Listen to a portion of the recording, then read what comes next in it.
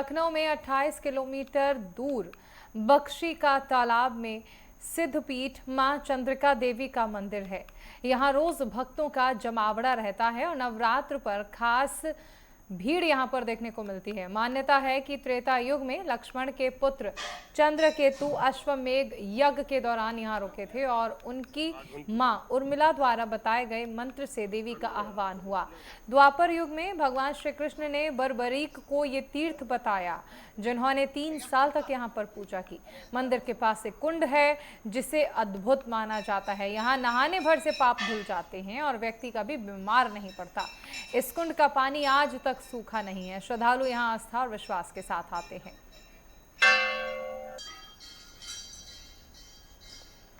तो सिद्धपीठ मां चंद्रिका देवी का ये मंदिर है जिससे श्रद्धालुओं की अपार आस्था जुड़ी हुई है। मान्यता ये भी है कि बर्बरीक यानी खाटू श्याम ने भी यहाँ पर कुछ वक्त के लिए पूजा की थी और श्री कृष्ण ने भी इसका जिक्र किया है।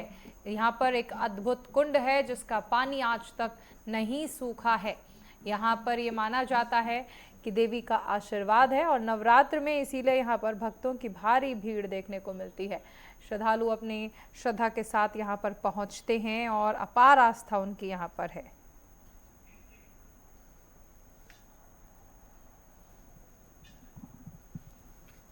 तो सिद्धपीठ मां चंद्रिका देवी का ये मंदिर है उत्तर प्रदेश की राजधानी लखनऊ में, जहाँ पर आप देख सकते हैं कि जो भक्त हैं वो मौजूद हैं श्रद्धा से। और ये वो कुंड जिसका हमने आपको जिक्र भी करके बताया कि यहाँ नहाने भर से पाप धुल जाते हैं और मान्यता ये भी है कि जो यहाँ पर नहा ले वो बीमार नहीं पड़ता।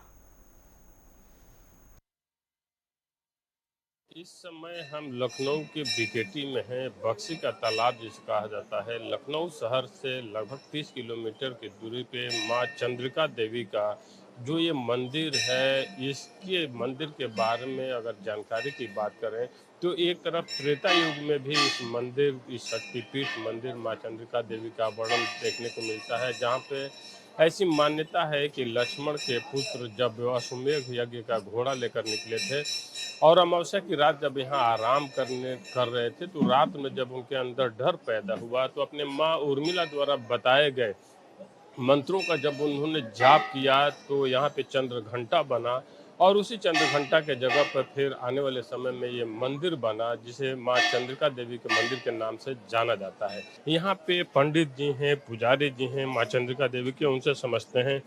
गुरु जी, मंदिर के बारे में बताइए, क्या विशेषताएं हैं और लोगों की जो भीड़ होती है, जो आस्था है, उसके बारे में बताइए। जय माता दी। यहाँ पर माता जी 9 दुर्गाओं के साथ पिंडी रूप में विराजमान हैं। स्कंद पुराण के अनुसार नारद जी के आह्वान पर 9 दुर्गाएं प्रकट हुई थी, उन्हीं का स्वरूप चंद्रिका देवी है। यहाँ पर प्रत्येक अमावस्या को मेला भी लगता है। मेले में लाखों की संख्या में भीड़ होती है। नवरात्र तो माता जी के दिन है ही। नवरात्र के दिनों में लोग कतारों में लगकर माता जी का दर्शन करते हैं और अपनी मान्यताओं को पूरा करते हैं। आपने कुंड की बात कही। कुंड के बारे में ऐसी मान्यता है कि ये कुंड आज तक सूखा नहीं है। तमाम नदियां, तमाम तालाब तो सूख गए, लेकिन ये कुंड कभी पानी यहाँ का सूखा नहीं। यहाँ पे स्नान करने से ऐसी मान्यता है कि आपके सारे पाप तो धुलते ही हैं, जो गलतियाँ आपसे हुई हैं। इसके साथ साथ रोग निवारण में एक बहुत बड़ा कारण बताया जाता है कि जो भी आपके रोग हैं वो दूर हो जाते हैं। इस मान्यता को लेकर क्या कहें? ये कुंड कोई साधारण कुंड नहीं है। इसी जल से माता जी को नित्य स्नान कराया भी जाता है। जो लोग कुष्ठ या क्षय रोग से पीड़ित होते हैं, अमावस्या में स्नान करने से उनके रोग भी दूर हो जाते हैं, ऐसी मान्यता है। और ऐसे आम दिनों की बात कर लें तभी यहाँ पे सैकड़ों हजारों की संख्या में प्रतिदिन दर्शन आते हैं। यहाँ पे श्रद्धालु दर्शन करते हैं और माँ से आशीर्वाद लेकर जाते हैं। और यहाँ का कुंड, यहाँ का अमावस्या मेला और शक्तिपीठ का दर्शन, ये एक ऐसी अलौकिक शक्ति जिसको पाने के लिए, जिसे देखने के लिए, जिसे महसूस करने के लिए हर श्रद्धालु यहाँ आता है और दर्शन करके जाता है। माँ शक्तिपीठ चंद्रिका देवी मंदिर के हवन कुंड पे इस समय हम लोग हैं और पंडित जी से समझते हैं इस हवन कुंड की क्या विशेषता है। गुरुजी, इस हवन कुंड का क्या महत्व है? लोग आ रहे हैं लाइन लगाकर हवन कर। देखिए, सनातनी धर्म का महत्व ये होता है कि जब जब देवी देवताओं के लिए दर्शन के लिए जब व्यक्ति कोई भक्त जाता है, माता जी के दर्शन करता है, भोग लगाता है, लेकिन देवी देवताओं के लिए, पितरों के लिए जो है, जब तक अब आहुतियां नहीं दी जाती हैं तब तक उसका दर्शन पूजन प्राप्त नहीं, क्योंकि देवी देवताओं का मुख अग्नि देवता ही होता है। इसलिए देवताओं को मंत्रों के द्वारा जो है जो आहुतियां दी जाती हैं वही देवी देवता प्राप्त करते हैं। ये सनातन धर्म का जो है मतलब सर्वश्रेष्ठ कार्य है कि माता जी के दरबार में यहाँ जो भक्त आते हैं और देवी देवताओं के लिए आहुतियां देते हैं और उन आहुतियों को प्राप्त करके देवी देवता जो है संतुष्ट होते हैं। इसी में जो है भक्तों को भलाई और विशेषता का ध्यान रखते हुए देवी देवता अपने भक्तों को वरदान दे करके जो है उनको संतुष्ट करते हैं और मनोकामना सिद्धि का वरदान देते हैं और माता जी से भक्त लोग वरदान प्राप्त करके संतुष्ट हो जाते हैं।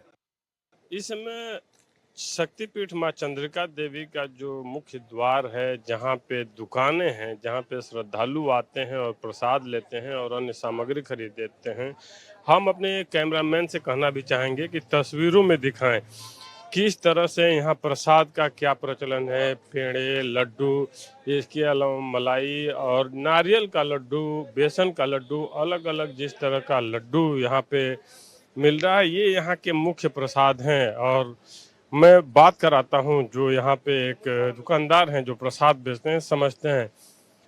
यहाँ का ये ताज़ा पेड़ा बहुत प्रसिद्ध है। जब भी हम लोग भी आते हैं या कोई भी आम श्रद्धालु आता है तो अमूमन पेड़ा लेता है। इस पेड़े की क्या खासियत है? पेड़ा कम चीनी और ज़्यादा खोए का होता है, स्वादिष्ट होता है यहाँ का पेड़ा, यही खासियत है। अगर हम बात कर लें शारदीय नवरात्र की, तो नवरात्र में यहाँ श्रद्धालुओं की बहुत भीड़ बढ़ जाती है। तो आप लोगों का जो बिजनेस है प्रसाद बेचने का, उसमें लगभग कितनी वृद्धि हो जाती है? अब ये तो अंदाज़ा मुझे नहीं है, तो भैया बता सकते हैं। मैं तो खाली बेचते बनाते हैं बस, वो तो भैया बता सकते हैं कितने होते हैं। ठीक है, तो ये जो दुकानदार थे इनका कहना है कि हम ये तो नहीं बता पाएंगे, जो कि हिसाब किताब हम नहीं रखते हैं, लेकिन प्रसाद बिक्री की बढ़ोतरी होती है और जिस तरह से भक्तों की भीड़ होती है उसकी वजह से भी ये भीड़ देखने को मिलती है। एक दूसरे जो दुकानदार हैं उनसे अब समझते हैं कि क्या उनका कहना है, क्या बता रहे हैं। सर, इस पेड़े की खासियत, प्रसाद के बारे में क्या कहेंगे? जो श्रद्धालु आते हैं यहाँ का पेड़ा बहुत प्रशंसा करते हैं। प्रसाद बनता है, कोई मिलावट नहीं की जाती है, व्रत में खाने वाला सारा प्रसाद बनता है हमारे यहाँ।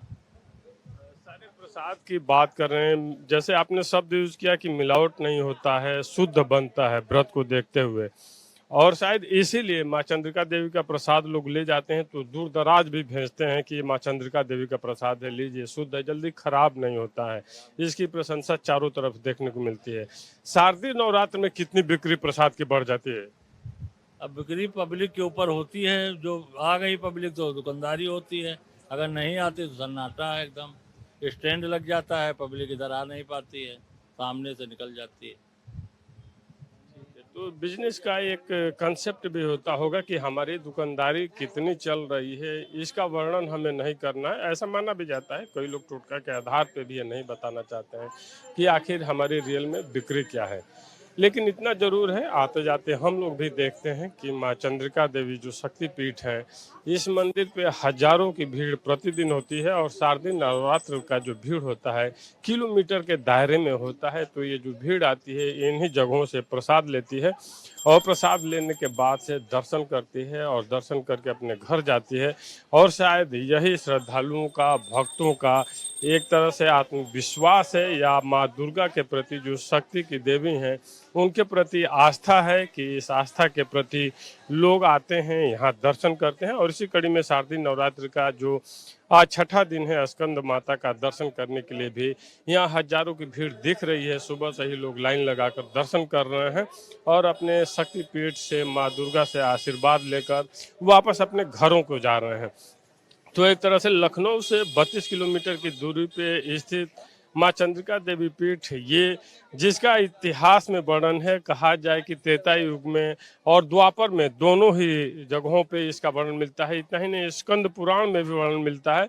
और इस यहाँ के कुंड के बारे में, यहाँ के हवन कुंड के बारे में, स्नान वाले कुंड को लेकर भी यहाँ की जो महत्ता है, शायद श्रद्धालुओं को खींचकर वही सब मामले लाते हैं और इसीलिए श्रद्धालु यहाँ आकर दर्शन करते हैं, स्नान करते हैं। वीडियो जर्नलिस्ट दिलीप के साथ मैं राघवेंद्र प्रताप सिंह, नेटवर्क 10, लखनऊ।